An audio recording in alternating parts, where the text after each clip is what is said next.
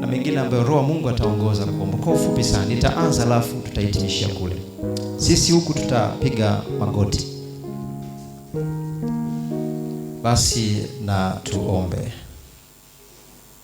Baba yetu mwema mtakatifu, asante maana umekubali kuipokea ibada hii. Tunakuja mbele zako kwa maombi, kwa sala, kwa shukrani.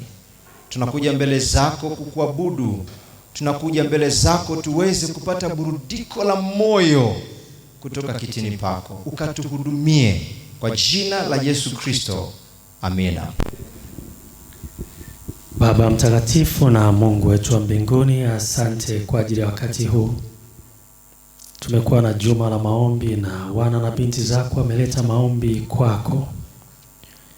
Wengine, na hawa ni wengi, ni kwa namna ya maandiko. Lakini wengine hata sasa tukiwa tunaendelea na maombi wanaomba kimoyo moyo. Lakini zaidi tunakumbushwa mgonjwa aliposhushwa katika dari na Yesu alipoona imani ya marafiki, alisema hajaona imani kubwa kama ile. Kumbe Mungu, marafiki wanaweza akawa chanzo cha uponyaji kwa ajili ya mtu fulani.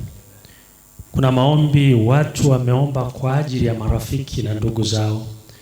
Hata hawa Mungu tunaweka mikononi mwako, tukiomba kwa imani ya hawa waliowaombea wakapate kile ambacho wamekiomba sasa na mapenzi yako. Katika jina la mkombozi wetu Yesu Kristo, amina. Mungu wetu na Baba wa mbinguni, tunakushukuru tena katika ibada yako hii ya siku ya leo. Wana na binti zako wamekutanika kwa ajili ya kuja kukuabudu. Kulikuwa na juma zima la vijana, Mungu wa mbinguni, ambalo umeweza kubariki kwalo kwa namna ya pekee. Tunatambua ya kwamba nguvu kubwa ipo katika vijana. Mungu, tunaleta yaliyo mahitaji yao, maombi yao mbele zako. Lakini pia tunaleta maombi ya kanisa zima mbele yako. Na siku hii ya leo, siku maalum, siku ya ibada, Yesu, maombi haya ukayapokee, na kwa mapenzi yako ya uende kuyatimiza kwa kila mmoja kwa kadri ya maombi yake. Tunaomba hivyo ni katika jina lake Yesu. Amina. Baba yetu wa mbinguni, tunakushukuru sana kwa zawadi ya uhai ambao unaendelea kutupatia. Mambo mawili, Mungu wa mbinguni, tunakuja kwako kwa sababu ya neema yako ulionayo kwetu. Kwa yote ambayo umeshatutendea katika maisha yetu, tunakushukuru. Lakini Baba wa mbinguni, kwa yale mahitaji tulionayo, kwa kila mmoja kwa nafasi yake, tunakuomba ututimizie sawa sawa na mapenzi yako. Ukisha tutimizia, Mungu wa mbinguni, tusikusahau. Kwa jina la Yesu, amina. Amen. Tunakushukuru Mungu kwa ibada hii ya leo. Watoto wako umetuleta hekaluni. Lakini tunashukuru kwa juma la maombi ambalo mtumishi wako uliruhusu aseme na wana wako. Tunakushukuru pia kwa sababu umesema nao. Lakini Bwana, katika ibada hii tunapokuja kwako, kuna maombi ambayo watoto wako wameyaweka ndani ya boksi hilo. Hebu ukayatizame, yakiwa ya kijamii, yakiwa ya kiuchumi, ikiwa ni kwa ajili ya masomo, ikiwa ni kwa ajili ya afya. Bwana, ukawajibu sawa sawa na mapenzi yako, na siku moja wakashuhudie wakilitukuza jina lako. Tunaamini ya kwamba utakuwa nasi sote katika jina la Yesu. Amina. Basi Mungu awabariki sana. Jamani, Bwana Yesu asifiwe. Nitajitahidi kwenda haraka kidogo.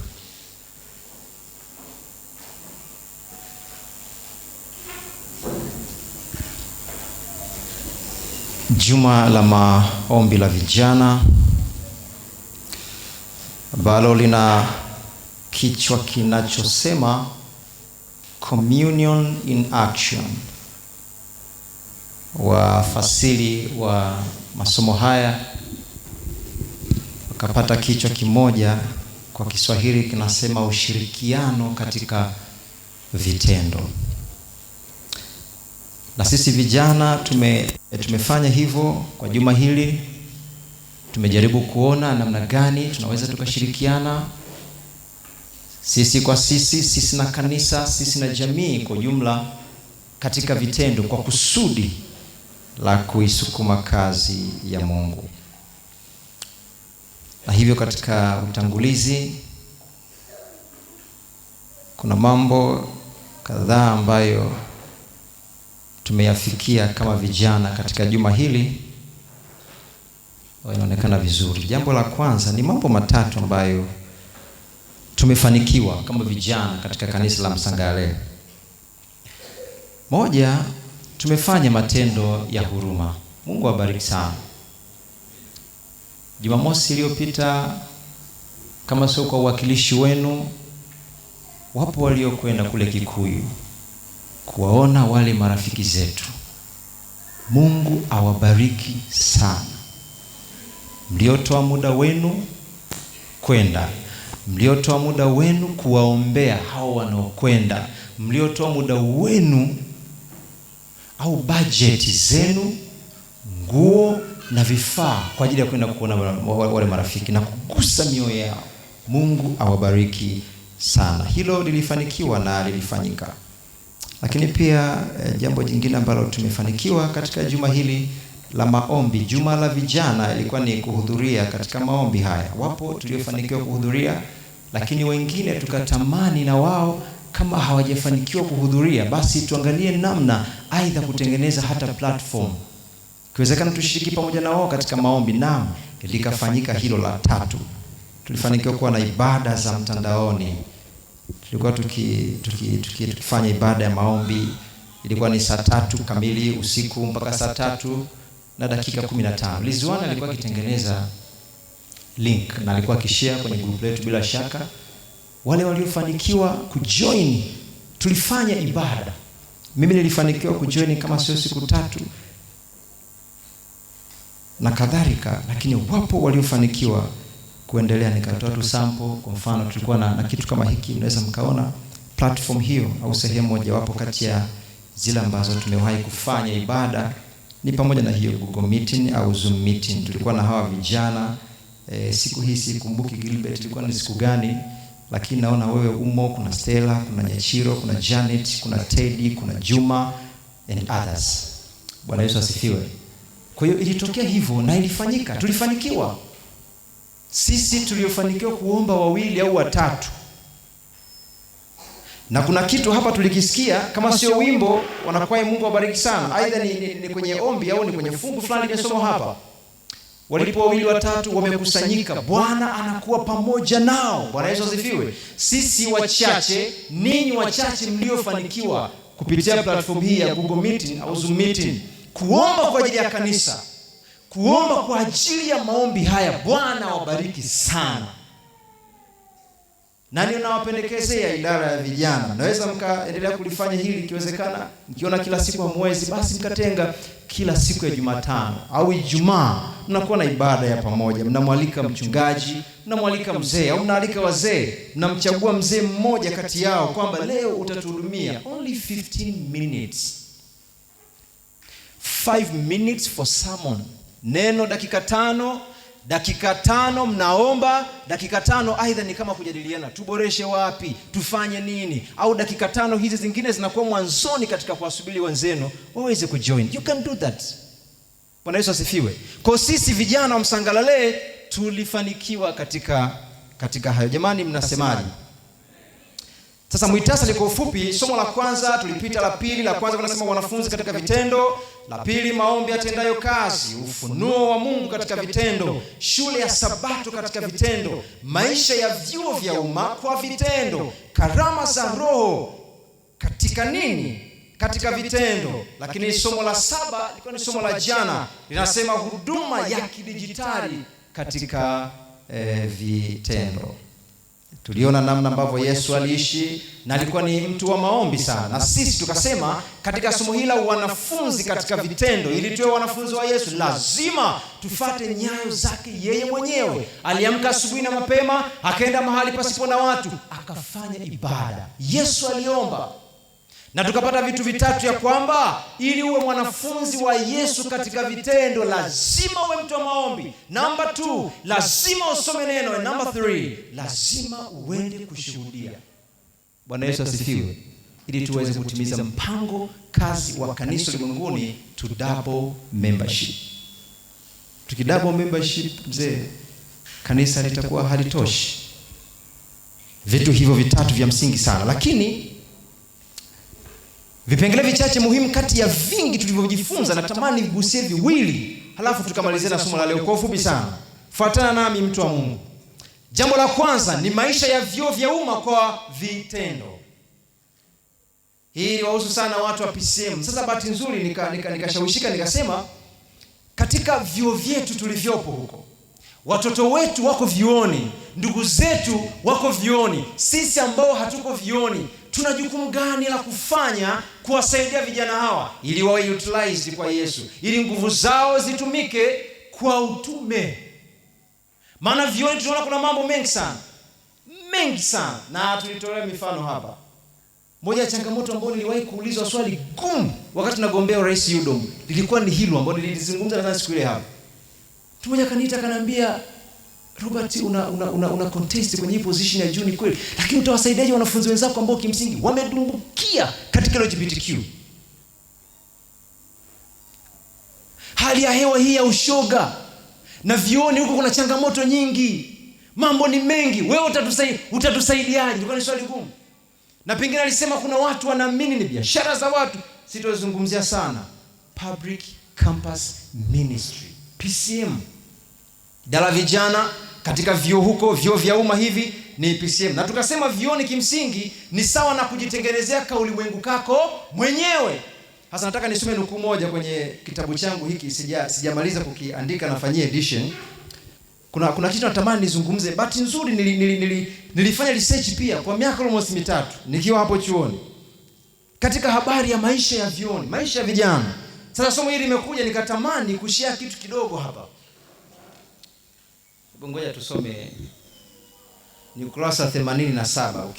Siku nikikizindua, lakini ukifanikiwa kupata kitabu hiki basi utasoma ukurasa wa 87 au ile sura ya 6 inayosema my own word. My own word. Kitabu kinaitwa I have not failed. Kimechakaa, maana nimekiacha kwa muda na bado nafanyia edition. Sijaki release rasmi. Gilbert, tunakumbuka tulikuwa na mpango huu tangu chuo, lakini bado, kwa hiyo tutaifanya. Anasema, mwandishi anasema, mimi sasa hapa kwa mawazo yangu na research ambayo nilifanya, my own word, ulimwengu wangu. Niligundua unavyokuwa chuoni, noma ni wapi? Unakuwa na ulimwengu wako mwenyewe. Sasa katika sura hii anasema hivi, think of the world where you live without the parents nearby, without the guardians nearby. Fikiria katika ulimwengu ambao unaishi bila mwongozo au uwepo wa wazazi wako au mlezi wako. Fikiria katika ulimwengu huu, ulimwengu wako mwenyewe. Anasema hivi, the world of your own, ulimwengu wako mwenyewe. The world of your own, where the smartphone and laptops are your best friends ever. Katika ulimwengu ambao kimsingi smartphone na kompyuta na vifaa vingine ambavyo tulijifunza jana katika somo la jana, nilikuwa nazungumzia habari ya imani ya kidijitali. Vitu hivyo, fikiria katika ulimwengu huo ya kwamba simu yako na vifaa vingine hivi vya kiteknolojia ni marafiki zako ever. Marafiki zako kuliko, maana utakwenda nao popote. Kama utaacha PC, simu autoiache. Are your best friend? Think of that word. Anasema, the word of your own, where love affairs package is something that you can do without worry. Katika ulimwengu wako mwenyewe ambao swala la mahusiano ya kimapenzi kwa vijana ni jambo ambalo you can do without worry. Unaweza kufanya bila shida yoyote. Maana uko huru, hakuna anayekuangalia, hakuna anayekufuatilia mzee. It's your own world, ulimwengu wako mwenyewe. Na wakati naiandika hii kimsingi baada ya kuwepo pale kwa zaidi ya miaka 3, mwaka wa 4 nikaanza kuiandika hii. Nimeexperience vitu vingi sana. Anasema hivi, the word of your own is an autonomy of your future life. Ni kama vile ulimwengu ambao kimsingi hakuna anayeweza kukuingilia katika maamuzi yako kwa maisha yako ya kesho. Yani the choice is upon you. Hata kama mzazi atakwambia mwanangu usiona unasahau kwenda kanisani, kumbuka kwenda kanisani, mwanangu fanya ibada na kadhalika, but it's you choice whether to go or not. Anamalizia anasema, the word of your own word is you who is accountable and be held responsible. Na ndio maana tunaambiwa kule hakuna kugongewa kengele. Kwa nikaja nikaandika kwa chini hapa the campus life, nikaanza na hiyo aya. Kuna mambo mengi, peer pressure, influence na vitu vingine kama hivyo nimevizungumza katika research yangu fupi. Kwa tulipitia hapo kwamba ni namna gani tunaweza tukawasaidia vijana wenzetu walioko kwa vioni. Na wengine hapa ni malecturer, pengine wanafunzi tunaowafundisha. Tunapata muda wa kuwasii. Au nikifika na kata moduli nimemaliza. No! Wale ni vijana, wewe kama mwalimu ni kiongozi. Wewe kama mwalimu, you are the guardians. Wewe ni kama mlezi wao, unapaswa kuambia nje na shule, jamani, kuna 1, 2, 3. You have to do that. Kuna mwaka wa kwanza wanaripoti vioni, hawajui chochote, hawana uelewa na mambo ya chuoni. They have their own set of standards. Akifika pale anabadilishwa, ni rahisi sana. Hata kama alikuwa ni msukuma wa wapi, akifika chuoni kuna namna ata behave. Na tulipitia vitu viwili, character and behavior. Character ni tabia ambayo mtoto anaanza kujengewa either akiwa tumboni mpaka miaka 9 au 12. It's happened to Moses kule Misri. Vivyo hivyo mwenendo au behavior tukasema to live according to the environment. Kwa hiyo una change kulingana na mazingira. Vijana wengi wakifika vioni tukaona na tukasema ya kwamba wanabadilishwa. Tuna jukumu gani la kufanya? Bwana Yesu asifiwe. Alafu kipengele cha mwisho ilikuwa ni habari ya shule ya Sabato katika vitendo, ya kwamba imetupasa kuwa na ushirika na kuniama moja, tujenge mwili wa Kristo. Ukisoma katika Yohana wa kwanza sura ya 2, moja naweza kanisomea. Yohana wa kwanza sura ya 2 mstari wake wa 14. Anasemaje? No, samani, Wagalatia 6:10. Wagalatia 6 mstari wa 10. Wagalatia 6 mstari wa 10 nasemaje? Yaani nisome kwa haraka. Kama kuna aliyepata anaweza kanisomea. Kwa hiyo ndio kadri tupatavyo nafasi, anasema kadri tupatavyo nafasi, na tuwatendee watu wote mema. Na tuwatendee watu wote mema. Na hasa jamaa ya waaminio. Na hasa jamaa ya waaminio. Hili jambo likuwepo tulizungumza, si ndio? Tukasema ya kwamba leo hii kanisani tumepunguza kuwa na ushirika kwa vitendo. Hatushirikiani kwa vitendo. Kwa nini? Tunaruka nje zaidi kuona wahitaji, lakini ndani tunao wahitaji. Bwana Yesu asifiwe. Na tukasema siku ile ya kwamba katika maandiko matakatifu, kama hiyo sehemu ipo mpaka sasa hivi ninasema, tunaweza tukaendelea kujifunza, inayosema ya kwamba nilipokufa ulikuja kunizika. Kama hiyo sehemu kwenye Biblia ipo, mtanisaidia. Lakini maandiko yanasema, Yesu anawaambia, nalikuwa na njaa mkanipa nini? Nalikuwa na kiu mkanipa nini? Nalikuwa mgonjwa, nalikuwa kifungoni mkaja kuniona. Hajasema nilipokufa mlikuja kunizika. Never. Jesus didn't do that. Hakufanya hivyo. Na ndio maana alivyotembelea kwenye ule mji, Mariamu anakuja anamwaga mafuta miguuni pa Yesu.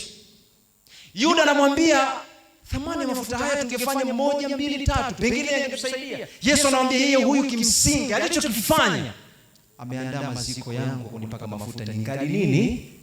Ningali hai.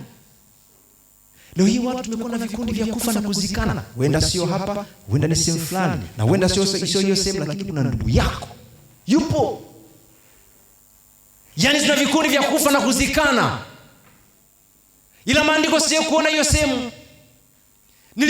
mlikufa, mlikuja kunizika, kwamba Yesu atawaambia ingieni katika ufalme wangu ninyi ambao mliyatenda haya, maana mlivyowatendea wale ndivyo mlivyonitendea mimi. Maana kuna mmoja aliuliza, ni lini Bwana tulikuwa na njaa tukakupa chakula? Ni lini Bwana tulikuwa na kiu tukakupa maji? When did we do that, God? Anasema mlivyowatendea wale ndivyo mlivyonitendea mimi. Elda, Bwana Yesu asifiwe. Hiyo ya kwamba kufa na kuzikana siwezi kuichallenge sana, wewe nasaidia, ni kweli, lakini we can think beyond the box. Tufikirie nje ya box. Kipi bora? Ameugua ukamuone, ukamsaidie, ukamhudumie, au usubiri afe ndipo utoe mahema, ndipo utoe mamilioni ya fedha? Dini hiyo hatuna. Bwana Yesu asifiwe. Dini hiyo hatuna, watu wa Mungu msangalie, hatuna. Neno linasema kadri mpatavyo nafasi, libebe hili, kadri nipatavyo nafasi mimi Robert, kadri upatavyo nafasi wewe, watendeni watu wote mema. Na akasema hasa jamaa ya waaminio. Tunao watu hapa tunaishi nao, tunasali nao, ni waumini wenzetu, lakini hatuwasaidii. Ila tupo katika ushirika mmoja na wao, na tuko katika vikosi vya shule ya Sabato. Hatutembeleani, kaugua, haujui, you don't care.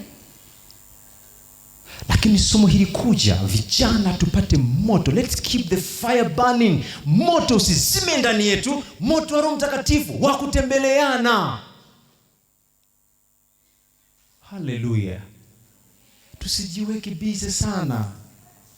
Na hata wazee kuna wakati tusikutane tu, hata kama tuna group la wazee, najua lipo, tusisubiri tukuzungumza huko. Pata nafasi, wazee tembeleaneni, tuonyesheni mfano. Bwana Yesu asifiwe. Nikawa nimetolea mfano hapa, nikasema ya kwamba familia fulani, kikosi kimoja katika kanisa fulani, wao ni darasa la watu wazima, waliamua kuweka mkakati kila Sabato jioni wanakwenda kupata dina sehemu fulani, mtu na mke wake.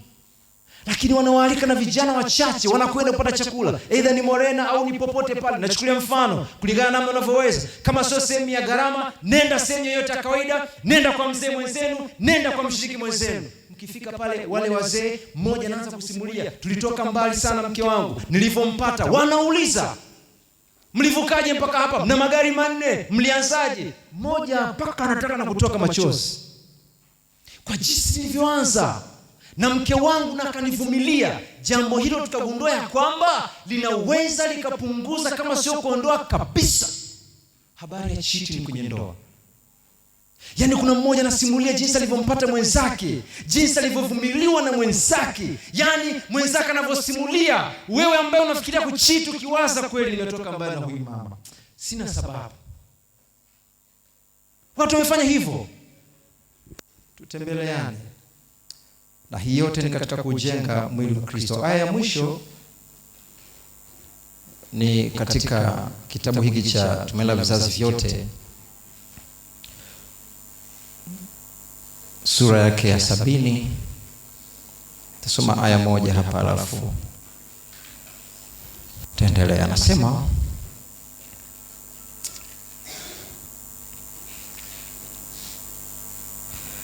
Tumaini la Vizazi Vyote sura ya 70 inasema, Kristo ashirikiana na wenye dhiki na masikini. Ni aya ya 6, lakini ukitaka kufuata kwa ukurasa ni ukurasa wa 361, aya yake ya pili. Anasema aya ya 3, anasema hivi: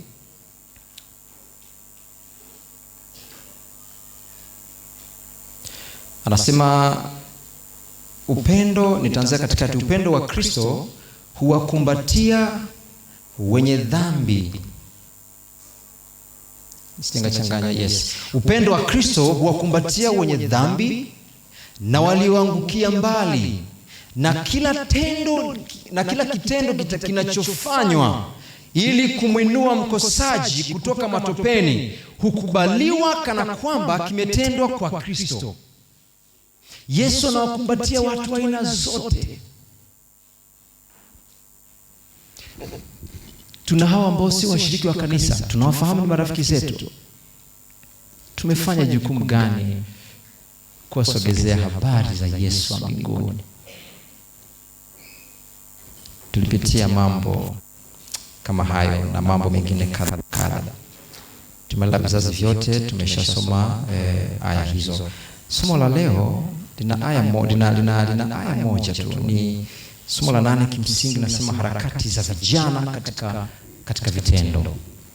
Fungu kuu tumesoma ni mtu awaye yote asiudharau ujana wako, bali uwe kielelezo kwao waaminio katika usemi na mwenendo na katika upendo na imani na usafi. Mungu wetu wa mbinguni, hata kwa tafakari hii tena fupi katika somo hili, ukatuongoze na uwe pamoja nasi mwanzo hata mwisho. Fungua fahamu zetu tuweze kuelewa, maana umekusudia kutubadilisha ili tuweze kupiga hatua katika maisha yetu ya kiroho. Uwe nasi sasa kwa jina la Yesu Kristo. Amina. Harakati, umekujiuliza pengine maana yake ni nini? Yaweza kuwa ni mapambano yenye mlengo wa kufikia lengo, au ni vitendo vyote vinavyofanywa au juhudi ambazo mtu anazifanya ili kufikia lengo fulani. Alafu somo linasema harakati za vijana katika vitendo. Tunasema vijana wana harakati nyingi sana.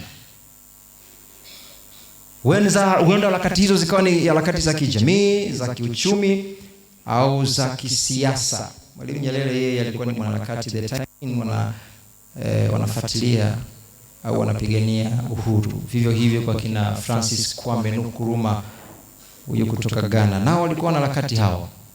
Lengo lao lilikuwa ni kuhakikisha wanaikomboa Afrika kama sio nchi zao. Ndio maana wakaleta baadhi ya ideology, sera kadhaa. Nkrumah yeye alikuwa anaamini kwamba lazima tuiunganishe Afrika yote.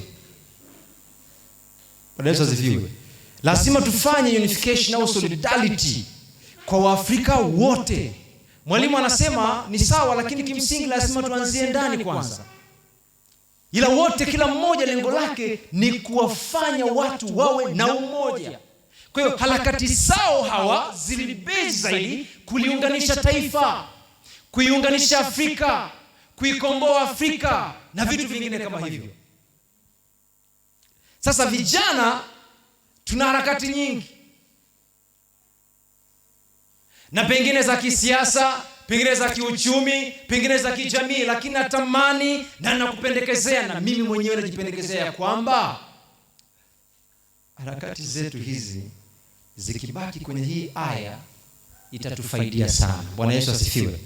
Mtu awaye yote asiudharau ujana wako. Wakati Paulo anaandika waraka, barua hii kwa Timotheo, alijua tayari huyu ni mchungaji, lakini yeye ni kijana. Moja, mama yake ni Myahudi; mbili, baba yake ni Mgiriki. Atakwenda kufundisha, na ilidhaniwa angefundisha kanisa la kule Efeso, kanisa mojawapo kule Efeso. Anajua kabisa Paulo maeneo aliyofika, maeneo aliyopita, alijua changamoto zilizopo. Alipita eneo fulani Galatia, amefundisha, ameondoka. Alivyorudi akakuta wamerudi kwenye maovu, mpaka anauliza, enyi wa Galatia, ni nani aliyewaloga? Paulo anamwandikia waraka huu Timotheo. Ananiandikia waraka huu mimi Robert, wewe kijana unanisikiliza na kunitizama, ya kwamba yeyote asiudharau ujana wako. Unakwenda katika maeneo ambayo vijana hawaaminiki na jamii. Vijana hawapewi nafasi. Vijana wanabaniwa nafasi. Vijana hawapewi nafasi ya kusikilizwa. Pengine nikasema kuna watu ambao tuna professional ndani, lakini hatuwatumii. Bwana Yesu asifiwe. Hatuwatumii kabisa. Nikatolea mfano, niurudie tu tena, sio mbaya. Ni huyu Gilbert hapa. Wakati kuna mheshimiwa mmoja akasema tufanye kazi fulani, sasa nikawa nawaza tunaikamilishaje hii, na imetuchukua muda mrefu. Kaenda jimboni, karudi akasema tunataka tuikamilishe hii kazi. Nikasema sasa tunafanyaje? Alafu ni kitu ambacho kimsingi ni technical tu. Ni utaalamu tu wa mambo haya ya kompyuta, mambo haya ya printer, mambo haya ya nini na kadhalika na kadhalika. Tukakubaliana hiyo asubuhi kwamba watakuwa bungeni, alafu jioni ikiwezekana basi tukalikamilisha hilo swala. Kwa hiyo nitafute huyo mtaalamu. Na kuna watu ambao tulikuwa tunawatumia, lakini wao sasa kwa kipindi hicho nadhani kwamba piga simu na asipokelewe, yako busy na kadhalika. Alafu yeye anahitaji kufanya hilo issue mapema ili aweze kuendelea na ratiba zake. Baada akanitafuta akaniambia, sasa jitahidi ikiwezekana mchana tulifanye, maana jioni haitowezekana tena na tumepata nafasi, nadhani mchana ikiwezekana tulifanye. Nikawaza hawa watu nawapigia simu hapo, nani nimtafute? Ndipo nikakumbuka namuitaga Elder Gilbert, maana ni mzee wangu wa kanisa pia kule chuoni. Ni mtaalamu wa hayo mambo na idea ya vitu fulani hivi. Na hata kwenye hiki kitabu nadhani nakumbuka tulichapisha kadi za kualika watu kwenye uzinduzi wangu wa kitabu hiki, sema haikufanikiwa baada ya kugundua natakiwa niongeze baadhi ya vitu na bado nifanye edition. Nikasema huyu anaweza kusaidia, lakini vipi nikimpeleka halafu mheshimiwa ananiamini naweza nikafanya jambo halafu huyu akavuruga kazi, akaharibu kazi. Nampigia Gilbert akasema, mkuu, hilo swali ni chonjo sana. Inawezekana. Liko chonjo, napenda kutumia msimu huu. Tukaenda. Nikawa naomba tu kimoyoni, Gilbert, Mungu asaidie kwa sababu nimekuamini, ni kijana mwenzangu, basi jambo lifanikiwe. Lilifanikiwa na akasema ikitokea changamoto hatakuwa na Twitter. Hapo sio mimi tena. Ni nani? Gilbert. Kama kuna mtu ana uwezo fulani kwenye kitu fulani, mpeni nafasi. Kwenye makambi tunakuwa na vitu vingi sana, Eda Wile. Tunaweza tukawapa watu nafasi kama wanaweza kuparticipate. Tulisema hapa pengine kunaweza kuhitajika makatara hao, tuwapeni nafasi. Watu wanafanya biashara fulani, wanafanya vitu fulani, tuwapeni nafasi. Siku moja nikaona Norman yuko wapi? Barikiwa sana. Niliona posti zake zile inaitwa Nitulete, si ndio? Ni kama application fulani ambao wanaifanyia kazi wao. Wanatoa huduma ya dry hiyo laundry, kufua nguo, wana dry cleaner hao, wana ofisi, wamejitengeneza, wamejidaditi, wamejihakikishia soko mpaka mtandaoni. Watu wameposti, wameshare, tumeona. Siku moja nikampigia simu vijana wake aliwatuma nyumbani, nikawapa nguo. Sio kwamba pengine mke wangu hawezi kufua. Nilitamani it can be kama part ya kusupport. Bwana Yesu asifiwe. Tunaweza tukafanya hivyo. Mwenye uwezo sasa wewe unafahamu. Na leo nimelisema hili, sijatangaza biashara mtu, lakini si yuko wazi. Wewe unafanya hiyo kazi na ofisi. Kwa nini msimuone? Mpaka twende ofisi hizo kubwa tunazojua, tukashare na waheshimiwa, ni sawa, lakini wanafanya kazi nzuri. Niliwaambia siku ile tunaliziwani hapa, pengine tunaweza tukao tunaona kawaida, lakini mimi kanisaidia vitu vingi, hususan kanisa letu la Makulu. Na kila siku naisemaga kama ushuhuda, katunga mpaka kwenye group la kujifunza mambo ya live streaming. Tuna improve, tunaenda. Mpaka tukao tunaulizia habari za kamera nzuri tunaipataje? Kanitumia sample karibia nyingi. Hii ni saka nzuri lakini ukitumia hivi na kwa hivi. Leo jioni kuna somo linaendelea kule. Unaweza kaja kujifunza kuna vifaa maalum ni vipi na kadhalika hivyo. Tuwatumieni hao. Bwana Yesu asifiwe. Na huo ndio ushirika wenye nguvu ndani ya kanisa. Haleluya. Vijana tuwapeni nafasi hiyo.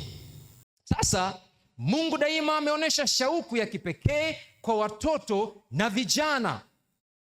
Kila mmoja mshike mwenzake mkono wa kulia na wa kushoto.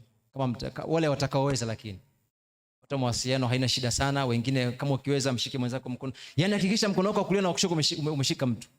Ila kama wa kushoto pengine huko mwenyewe huko hakuna shida. Mshike mwenzio. Kila mmoja anyanyue mkono wake juu wa kulia bila kunyanyua mkono wa kushoto. Kila mtu anyanyue mkono wake wa kulia pasina kunyanyua mkono wa kushoto. Fanya hivyo. Njaba hapa anaweza kaweza kunyanyua wa kulia kwa sababu kushoto hana mtu aliyemshika, si ndio?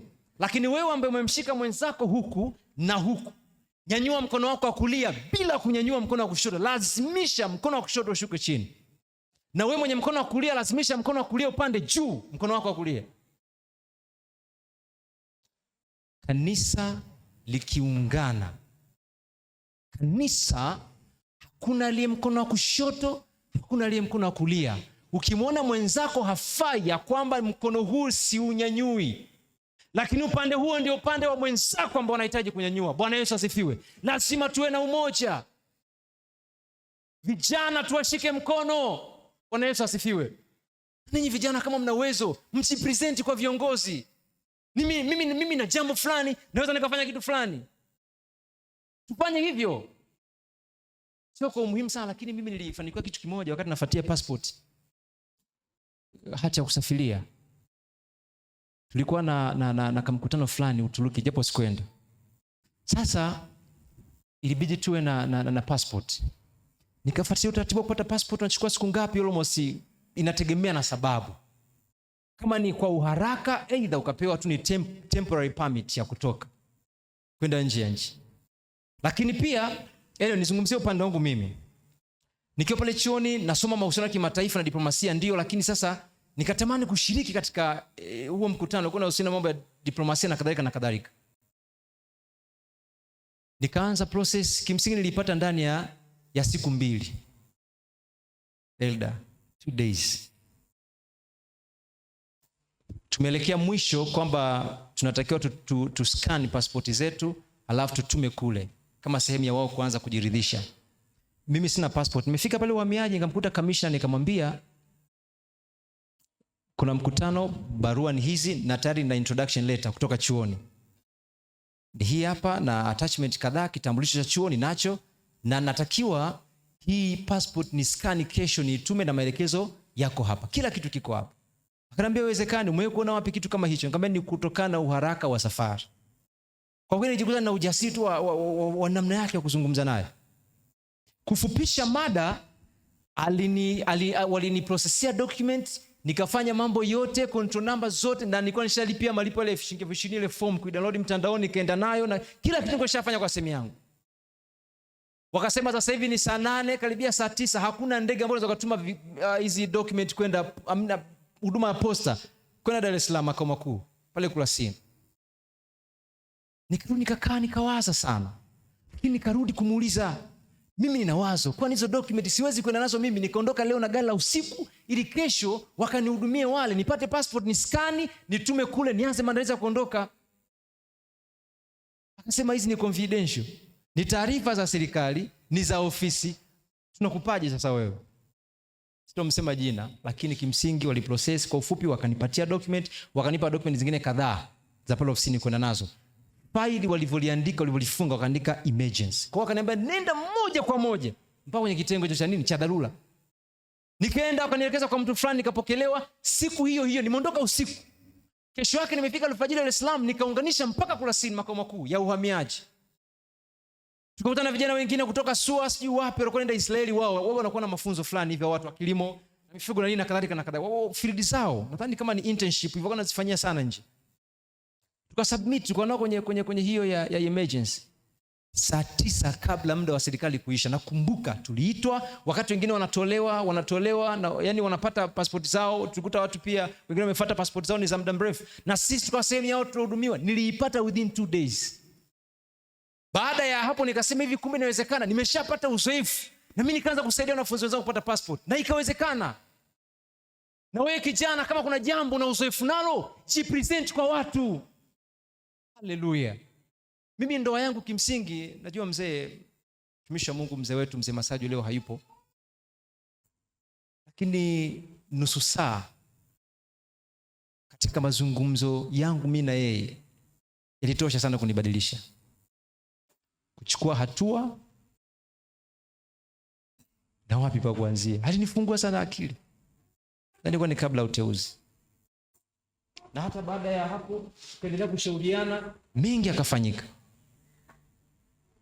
Natamani kufanya kitu fulani, sasa nafanyaje? Kuna hiki na hiki na pengine ikiwa hivi na hivi na hivi na hivi na kadhalika na kadhalika. Ni kweli kuna protocol, lakini panapowezekana tunao wazee hapa ndani, tujipresent kwao. Bwana Yesu asifiwe sana.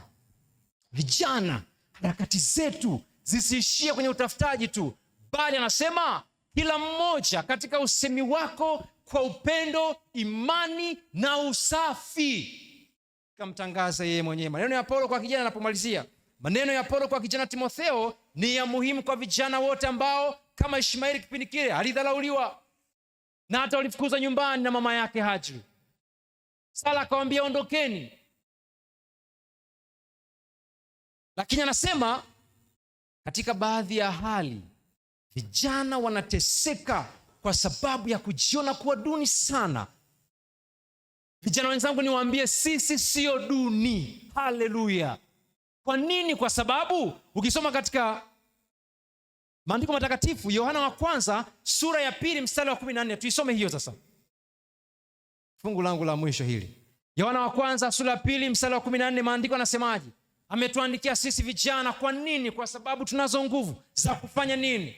Mzee, tusomee hiyo kama umeipata. Nimewaandikia ninyi akina baba. Endelea. Kwa sababu mmejua yeye aliye tangu mwanzo. Ndio. Nimewaandikia ninyi vijana, kwa sababu mna nguvu na neno la Mungu linakaa ndani yenu, kwa sababu nanyi mmemshinda yule mwovu. Kwa sababu tuna nguvu. 1, 2, neno la Bwana linakaa ndani yetu. 3, kwa sababu tumemshinda yule nani? Yaani tukiwa na hivyo vitu viwili, we defeat Satan's snares, mitego yake, mbinu zake, uongo wake, we can defeat, kwa sababu tuna nguvu na neno la Bwana linakaa ndani yetu. Haleluya. Amen. Hizo nguvu zetu na ujana huu tunautumia wapi? Kuna sentence moja nilizungumza hapa Sabato iliyopita wakati tunafungua juma la maombi hili. Sio nzuri sana kuisikia, lakini vijana tusipotumika kanisani, tunatumiwa huko na watu wengine. Nguvu zetu hizi zikawe sehemu ya kumshuhudia Kristo kwa wengine. Lakini nguvu zetu hizi zinatumika vibaya huko nje, maana kanisa haliwa-utilize vijana, haliwatumii vijana, na vijana wenyewe tumekataa kuwa utilized na kanisa. Tunakuwa utilized na kina mama huko nje. Sentensi ngumu sana. Kuna vijana wamekata tamaa, maana wamekamatwa na hao tunawajua, wanaitwa kina shangazi. Vijana wana nguvu, wamekamatwa, nguvu zao wanazitumia katika kutumikishwa. Lakini leo Mungu anasema ya kwamba nimewaandikia ninyi vijana kwa sababu mnazo nguvu. Ndiyo, namba 2, neno la Bwana linakaa ndani yenu. Kijana gani leo neno la Bwana linakaa ndani yake? Anayeweza kutoka na kwenda kushuhudia, anayeweza kutoka na kwenda kuisambaza, kwenda kuitangaza. Anaweza kufanya hivyo. Tunapohitimisha watu wa Mungu, tujitathmini. No man. Huko mnako ofisini kwenu wanakuja wateja wa aina nyingi. Na si ajabu kuna wengine wanajua na washajua kwamba wewe ni msabato. Jumamosi hufanyi kazi. Wamependa huduma yako, wanakuja wanakuuliza, "Vipi? Naweza nikaleta nguo? Jamani, kwa kesho ni sabato." Kwa nini? Wahubirieni. Na maandiko yanasema muwe tayari wakati wote kuwajibu watu watakapowauliza habari za tumaini. Kwa nini usifanye kazi siku ya sabato? Waeleze. Bwana Yesu asifiwe. Waeleze. Lazima neno la Bwana likae ndani yetu. Anamalizia anasema, unapaswa vipi kama kijana kushughulikia hali ya kupuuzwa? Ukiona hawakujali katika familia, marafiki zako, shuleni, darasani, hata kanisani, songa mbele. Bwana Yesu asifiwe. Jana tulijifunza habari ya imani ya kidijitali, namna ambavyo tunaweza kuwa na msimamo wa mtandaoni. Bila kujali nina viewers wangapi, nina subscribers wangapi, sitokata tamaa. Hata kama wananipuuzia neno lile kupitia mfumo wa kidijitali, nitaliendeleza. Bwana Yesu asifiwe. Na tukasema kibaya zaidi, kuna watu hata ndani ya kanisa hapa hatujaye kusubscribe account ya kanisa. Hivi unajisikiaje? Tuliofanikiwa kuwepo jana tulizungumza vizuri sana hiyo habari ya kwamba usipite tu, shiriki. Unagusa, unapangusa simu yako, unaangalia vichekesho, unafurahia, unacheka, unaondoka. Watumishi wa Mungu wanakuja pale, pengine mahubiri yanakuja, una scroll, unaendelea. Umekuta ujumbe, mtu kaposti status ni WhatsApp, hata kutekwa meni, hakuna tukijifunza. Usipite tu, shiriki. Kuna watu wamevunjika moyo, anatamani kupata tumaini. Wanapokosa tumaini kwetu sisi tunaosema tunaubeba ujumbe na kuwatangazia watu upendo wa Yesu Kristo, wakivikosa hivyo kwetu, watakwenda cheka tu na watatafuta watu wa kuwachekesha, wawaajiri kabisa. Tulisema msanii mmoja maarufu kabisa, ni mwigizaji, alitangaza mtandaoni, anatafuta mtu wa kumchekesha, wa kumtia moyo anapokuwa nyumbani. Lakini wengine Ijumaa wanakwenda kwenye vipindi vya cheka tu. Ni platform hizo, aende angalau akapunguze stress, aende angalau akaweze kupata faraja. Ndani ya kanisa ameikosa. Kwa nini hatutembeleani? Maana hauwezi kujua anaumwa haumwi, jambo gani la msibu? You never. No, huwezi kujua. Huwezi. Ni mpaka uchukue hatua mtembelee. Yaani leo natamani wazee wa kanisa, na mimi ni mzee wa kanisa kimsingi. Sio kwa namna yoyote ile, lakini hata kwa mikono hii ya uzee. Tutembelee watu. Tuwabariki na tuwatie moyo. Haleluya. Na sisi washiriki tuna jukumu la kuwatembelea viongozi wetu hawa. Kuna wakati wanatamani kupata faraja kwenye familia zao. Wanakata tamaa. Musa alifikia hatua kwa sababu ya ukaidi wa wale watu au ugumu wa mioyo. Akawaambia tumewapigia maji katika basi kunyweni enyi waasi. Sisi viongozi kuna wakati kwa sababu ya namna kazi za Mungu inavyokuwa na changamoto zake, tunaweza tukajikuta kanisa hili hawaelewi, ni wagumu. Vijana hawa ni wahovyo kabisa. Hana. Tuwezi kufika mzee. Lazima mtutie nini? Lazima mtutie moyo. Na mimi nikiwa katika hali ya kupuuzwa, napaswa kusonga mbele. Haleluya kijana mwenzangu. Malizana sema, Bwana, unamtumikiaje Bwana wakati wewe au wengine mnafikiri huna karama za kutosha? Vijana mara nyingi hukata tamaa na kujifungia wanapodharauliwa na kudhoofishwa. Na hili tokea ni shahidi kabisa. Tukiwa kwenye kambi la Nchuka mwaka jana mwezi wa 7, tulikuwa na rafiki yetu nani? Eli. Baada ya kambi la Nchuka, vitu kwa tushaanza kambi la kisasa utuko bado. Tunakaribia kwanza kambi la kisasa. Mwenzetu tulijinyonga. Ile Sabato kuhitimisha makambi mwezi wa 7 Nchuka, tulikula pamoja na Eli. Sitozungumza mengi, lakini pengine tungelikuwa hata tunapigiana simu, au siku hiyo tungempigia simu pengine Norman, au mtu fulani angemwambia maneno matumaini, huende ingemuokoa tu. Na hatuwezi kulaumu kwa namna yoyote, Mungu anajua. Lakini anabaki na maumivu mioyoni mwetu. Vijana wenzetu wanaondoka kwa kukosa tumaini, kwa kukosa faraja, kwa kukosa kutembelewa na kupuuzwa na kudharauliwa. Japo sisi hatufahamu sababu ilikuwa ni nini. Alikuwa anafanya kazi yake. Alikuwa ni mwajiriwa wa serikali, si ndio? Hatuwezi kujua. Pengine kazini, pengine yeye, pengine familia, pengine nini. Kanisa mna jukumu gani la kuiangalia nguvu kazi hii? Mzee Wile, Jaba, mzee, wazee, tuna kazi kubwa ya kufanya. Vijana hapo wameumizwa sana. Wengine waliambiwa maneno tu ya kejeli kwa sababu ameenda kumwambia binti anampenda na hivyo anatamani wafunge naye ndoa. Maneno ya kejeli akamvunja moyo. Kila kambi tunapokutana tuko naye kwenye darasa la kutafuta wachumba. Kanisa fulani walipoligundua hilo, kijana mmoja, na wakajua hilo, wazee wa kanisa, nilitolea mfano hapa siku ile. Nilitoa kisa hiki hapa kanisani. Kiongozi alikuwepo nadhani. Wazee wakaingilia kati wakamwambia, licha umri kwenda, lakini tunadhani na tunaamini unapaswa kufanya kitu. Hapa kanisani tuambie tu. Ni nani ambaye unadhani kwa imani kabisa Mungu akiruhusu na akakupatia, mtaishi naye na itakuwa ni safari ya kwenda mbinguni? Kama sio hapa, aidha ni mtaani kwetu hapa mtu wa kisasa ni mfano, au ni kanisa jingine, au ni sehemu nyingine. Yule pale alipoeleza, wazee wakachukua jukumu. Na hii nadhani hata hivyo mzee Wile na mzee kiongozi mnaweza mkaamua.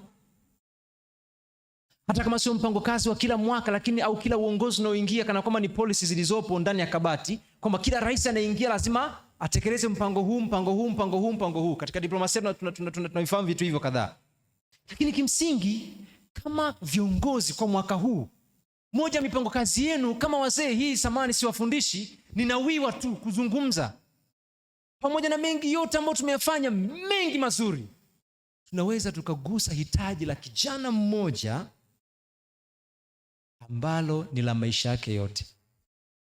Wale wazee walitoa mahali wao wenyewe, walitoa posa, Haimaanishi walimdharau au yule kijana kwamba angedharauliwa na wale waje na mwanaume ambaye hana mahali, hawezi kunitolea mahali. Wazee waligundua shida ni nini, wakamweleza, wakakaa naye, akawa tayari kusaidiwa. Hata kama wakinionaje, sawa. Na mengine waliyafanya kama siri. Kama kuna kiasi fulani tumemsupport, waliyafanya kama siri. Fupisha kisa, walioana na mtaji wake ulikuwa ni mtaji wa kuchoma mishikaki na chips. Kwa mpaka wakati anafunga ndoa, kazi yake ni nini? Ana banda lake la chipsi na mishikaki. Kuseni mioyo ya watu. Mtu kama huyo huwezi kumtoa kanisani, maana ana alama. Kule kusini, nimejikuta nazungumza mengi. Kule kusini, kama Mtwani, Lindi, kuna kanisa moja, ule ukanda wametawaliwa sana na dhehebu jingine la RC Katoliki. Sasa pale kuna padri mmoja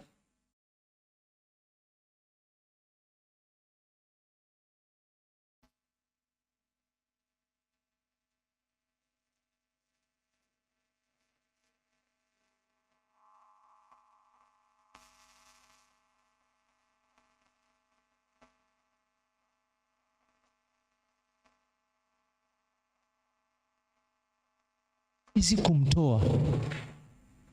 Yaani hitaji lake linaguswa moja kwa moja na anayesimama mimbalini kumhubiria habari za Yesu. Bwana Yesu asifiwe. Hii ni taski na kupeni, na mimi mwenyewe najipatia. Ninaweza nikafanya nini kwa mwaka huu? Aidha ni mimi mwenyewe au ni sisi wenyewe vijana. Kuna kijana mwenzetu anatamani kufanya kitu fulani. Maana katika mazungumzo tunafahamiana brother. Si ndio? Anatamani kufanya kitu fulani. Sisi kama vijana tunafanyaje? Tunagusa hitaji lake. Wazee tunagusa hitaji lake. Idara fulani, wakurugenzi, tunagusa hitaji lake. Usemi wetu kama vijana ukamtambulishe Kristo. Mwenendo wetu, tabia zetu na upendo wetu kae wa dhati katika vitendo na usafi wa moyo. Mungu wetu atubariki. Nabariki maneno haya kwa jina la Yesu Kristo. Amina. Tusimame ninapotoa wito. Wakati mtu wa piano tupatia wimbo fulani.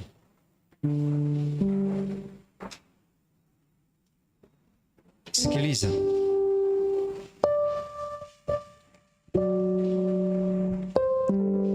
Aidha ulidharauliwa, ni kijana ukajihisi mpweke sana, thamani yako haikutambulika, haukutambuliwa, haukupewa nafasi. Pengine maisha yako yamezama sana katika dhambi fulani, mtindo fulani wa maisha. Nguvu zako zimetumika visivyofaa,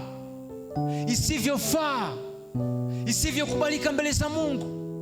Mali zako zimetumika isivyofaa. Badala ya kumsaidia mtu fulani, badala ya kumuinua mtu fulani, mali imetumika isivyofaa. Na pengine umejihisi kukata tamaa kabisa katika jambo fulani. Masomo, hali ya kiuchumi, hali ya kijamii, umepitia changamoto kadhaa mimi sizifahamu, na hata rafiki yako huyo hazifahamu. Lakini nawatangazia mchana wa leo, liko tumaini katika yeye anayetutia nguvu, Yesu Kristo. Haleluya. Tukimwamini yeye, tukimtegemea yeye, tukimfahamu yeye, wajapo tuseta, wajapo tukataa, wajapo tunyima nafasi, yeye atatupa nafasi. Maana hata hivyo amesema ya kwamba anawakumbatia maskini na wenye dhambi, wenye dhiki na wenye shida. Yeye anawaita wote. Na mimi natoa wito huu mchana wa leo. Katikati yetu pengine, nitatoa tu wito aina mbili. Katikati yetu pengine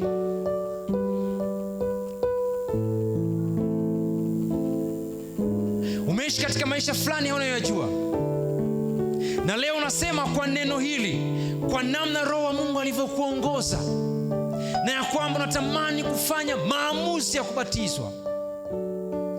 wewe utasogea mbele wakati wengine pia wakisogea mbele, ambao na sisi tumekwisha kubatizwa, lakini kiuhalisia tumezama katika maisha yasiyofaa.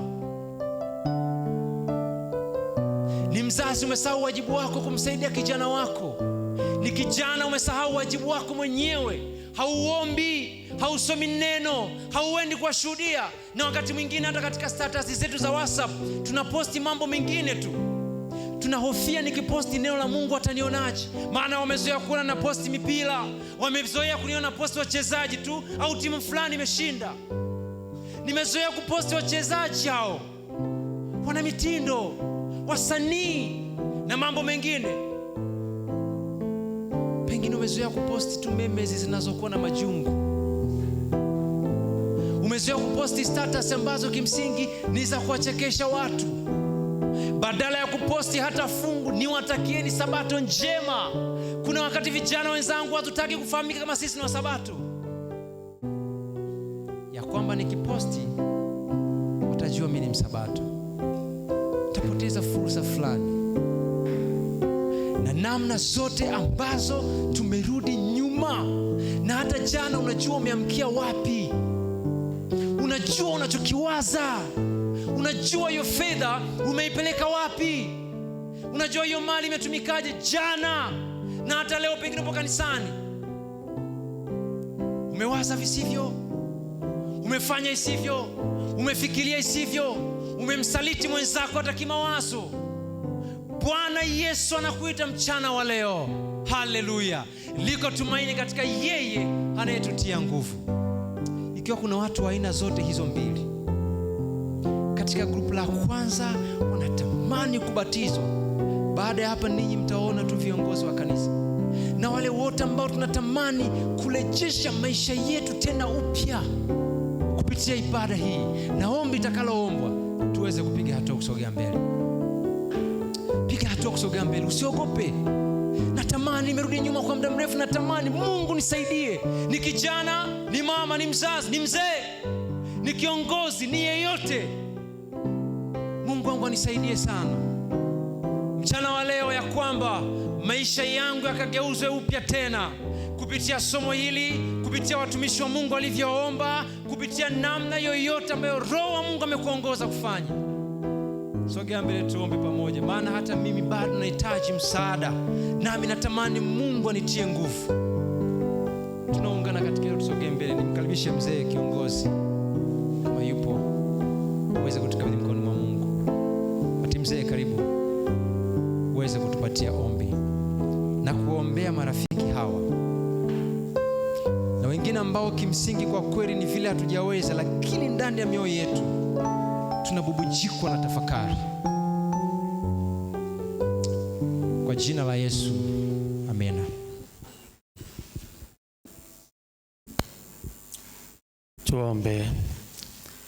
Baba mtakatifu na Mungu wetu wa mbinguni, asante sana kwa ajili ya sabato ya leo, na asante kwa pamoja nasi.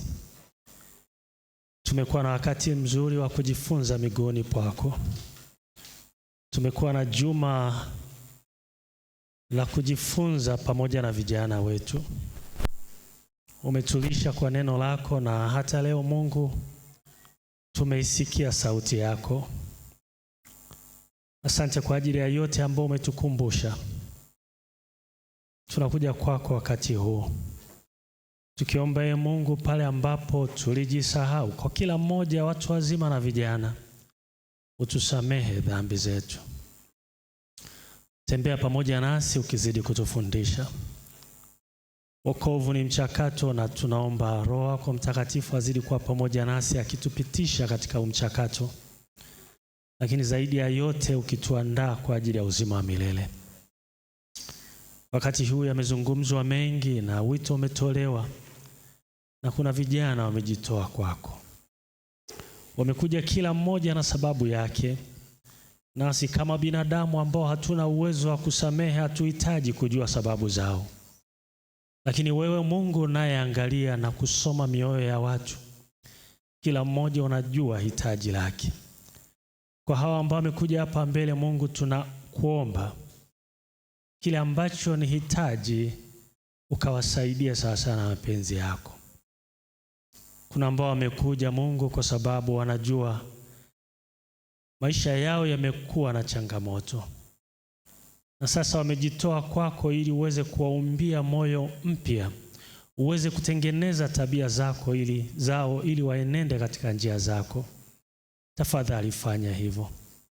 Na hata kuna wengine wamejitoa kimoyo lakini hawajatembea kuja hapa mbele, nao pia Mungu tunaweka mikononi mwako, uwaumbie moyo na tabia mpya.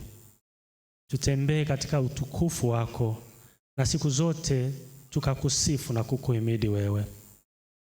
Katika mchana wa leo tutakuwa tunachukua break kwa ajili ya kwenda kupata chakula cha kimwili kwa mchana, na baadaye tutarejea hapa. Katika wakati huu pia tunakiombea chakula ambacho tutakitumia, ukakibariki tutakapokwenda kukitumia, kikafanyike afya katika miili yetu, na tutakapokuwa tukitawanyika pamoja nasi, na mchana uturejeshe tena tukazidi kujifunza miguuni pako. Asante kwa ajili ya mnenaji wa leo, tunazidi kumkabidhi mikononi mwako. Uzidi kumtumia katika kipaji chake, uzidi kumuinua pia. Nasi sote tunapojikabidhi mikononi mwako, tunaamini mapenzi yako yatazidi kutimizwa. Ni katika jina la mkombozi wetu Yesu Kristo tunaomba na kuamini. Amina.